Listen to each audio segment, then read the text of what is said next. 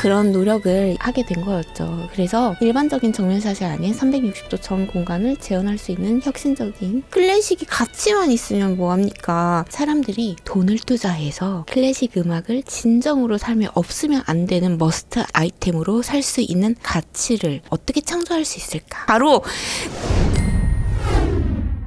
지혜의 지혜 콘서톡. 자, 2023년 마지막으로 제가 한 해를 떠나보내면서 열의를 다하여서 많은 고민 끝에 일군 거라고 표현을 해야 되나? 그래도 성과라고 하면 혁신이라는 신기술을 통해서 사람들은 클래식 음악이라는 게 좀 죽어있는 음악이라 과거 속의 음악이다 라고 이야기는 하지만 어떻게 하면 이 음악의 현재성, 편리성을 가져와서 사람들이 시간을 투자하고 돈을 투자해서 클래식 음악을 진정으로 삶에 없으면 안 되는 머스트 아이템으로 살 수 있는 가치를 어떻게 창조할 수 있을까? 그런 고민 끝에 신기술을 활용해서 클래식 음악을 통해 가치를 창조하겠다라는 의미로다가 혁신으로 감동으로 가치를 창조하자라는 주식회사 가치창조 제2를 운영하고 있잖아요. 2023년에는 저희가 메타버스 클래식 전용 공연장을 론칭을 했단 말이에요. 메타컬처 센터예요. 아직 안 오신 분들이 있다면 한번 관심 가져주셨으면 좋겠습니다. 그거를 하면서 하필이면 저희가 론칭을 한 해가 메타버스의 어떤 버블이라고 다시 대면 사회로 전환이 되면서 사람들의 관심이 훅 꺼져버린 거예요. 저도 가장 큰 메타버스의 문제가 뭐냐라고 했을 때 굳이 왜? 라는 점이 있었어요. 그리고 그거를 누군가와 공유하기가 쉽지 않았습니다. 아예 관심이나 어떻게 참여해야 될지를 모르는 진입 장벽이 높은 게 메타버스이기도 하더라고요. 그래서 메타버스라는 시공간을 한계를 뛰어넘을 수 있는 편리성을 갖춘 장벽을 진입하기 위해서 이걸 어떻게 하면 좋을까? 이런 생각이 23년 내내 있었습니다.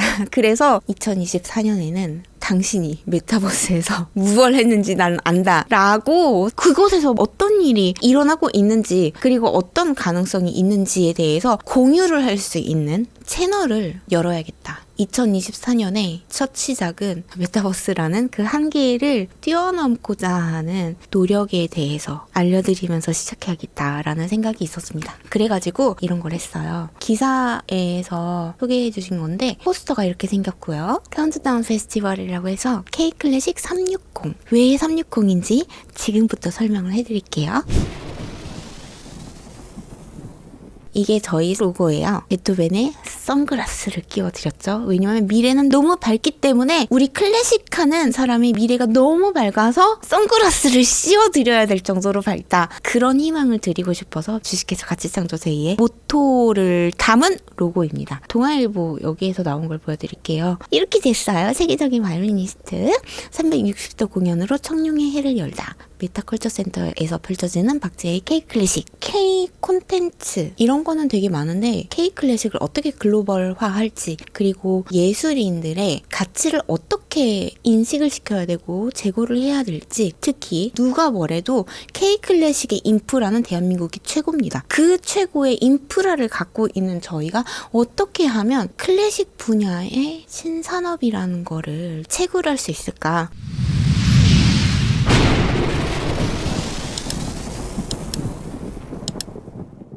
이런 생각을 했어요. 메타버스는 시공간을 초월하기 때문에 이 공간에서 설령 한다 할지라도 이태리에 있더라도 러시아에 있더라도 어떻게 하면 2D로 콘텐츠를 제공하는 사람이 내가 보여주고 싶은 그 장면만 보여주는 그런 방식 말고요. 온라인 공연이라고 했을 때 우리가 유튜브로 우리 비대면서 할 때 공연을 많이 제공을 했었거든요. 그때 빠진 점이 있다면 그리고 우리가 왜 실시간으로 그 라이브 현장에서의 공연을 그토록 그리워했냐면요. 청중으로서의 자유가 박탈당했었기 때문이기도 하다고 저는 생각합니다. 그런데 그 모든 것들이 메타버스에서는 충족시켜줄 수 있는 가능성이 존재해요. 아직은 많은 부분이 미흡하지만. 그런데 그 공간에 입장할 수 있는 사람만 들어와서 볼 수가 있다는 게 진입 장벽이 높아서 일반인들이 들어올 수가 없었어요. 그래서 음악과 기술이 환상적으로 조우하는 그 특별한 경험을 이렇게 보여드리고 싶었습니다. 360도 스트리밍으로. 무슨 뜻이냐면요. 메타버스 공연장에서 진행되면서 동시에 유튜브를 통해서도 생중계를 했습니다. 실제로 공연을 보는 청중 입장에서 내가 실제 공연장이 존재하는 것처럼 옆에도 볼 수 있고 오른쪽도 볼 수 있고, 그리고 무엇보다 가상세계라는 그 공간은 생각할 수 있는 모든 한계점을 뛰어넘어서 상상해볼 수 있는 그런 세계 속에 여러분이 들어와서 주도권이 주어진 상태에서 그 공간과 시간의 주도자가 돼서 그야말로 즐길 수 있는 공연을 2024년에 시발점을 알리는 공연으로 해야겠다라는 그런 노력을 하게 된 거였죠. 그래서 일반적인 정면샷이 아닌 360도 전 공간을 재현할 수 있는 혁신적인 시도를 했습니다.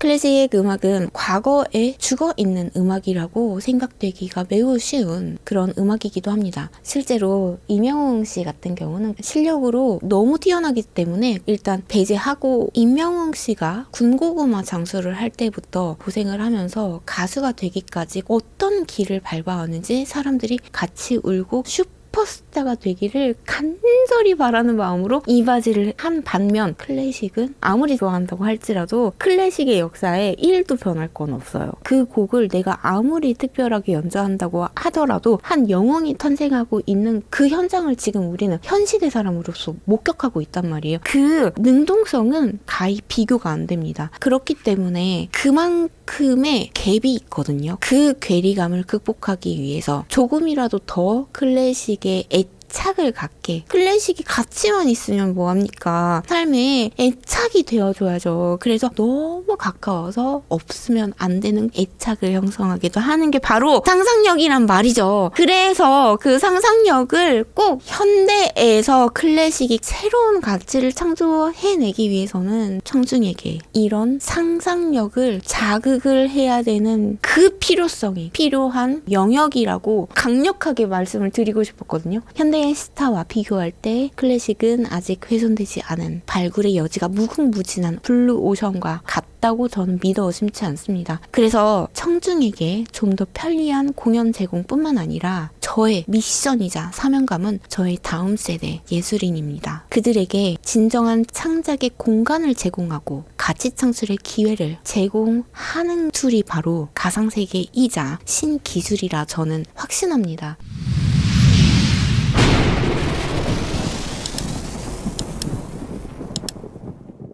저희 클래식 공연장 메타컬처센터에 어떻게 아티스트에게 어떤 기회가 제공될 수 있는가라고 물으신다면, 클래식 아티스트이기에 넘지 못하는 선들이 좀 있습니다. 만약에 시도했다가 실패하면 금전적으로도 많이 깨지고 이미지 타격도 있을 수 있기 때문에 이런 시도는 실패에 대한 부담이 없습니다. 얼굴 드러내놓기 싫으면 아바타를 들러쉬고 해도 되는 거고요. 비용적으로 되게 많이 절감이 되고, 저처럼 이렇게 오래된 장비를 다루고 전공한 사람으로서도 할 수 있다면 충분히 할 수 있는 분야라고 생각을 하거든요. 그리고 저희에게 누수히 펼쳐져 있는 무료로 사용할 수 있는 기술들이 있는 한은 누구든지 꼭 시도를 해봄직한 분야라고 믿어 의심치 않습니다. 그런 목표를 하고 있는 저희지만 가끔은 나 혼자 돈키호테인가 생각도 들기도 하긴 합니다. 항상 좋은 일만 있는 건 아니니까요. 그 어떤 때보다 여러분들의 응원도 항상 필요한 것 같고, 너무 빨리 지치거나 넘어지지 않도록 응원과 기도도 부탁드리고 싶었습니다.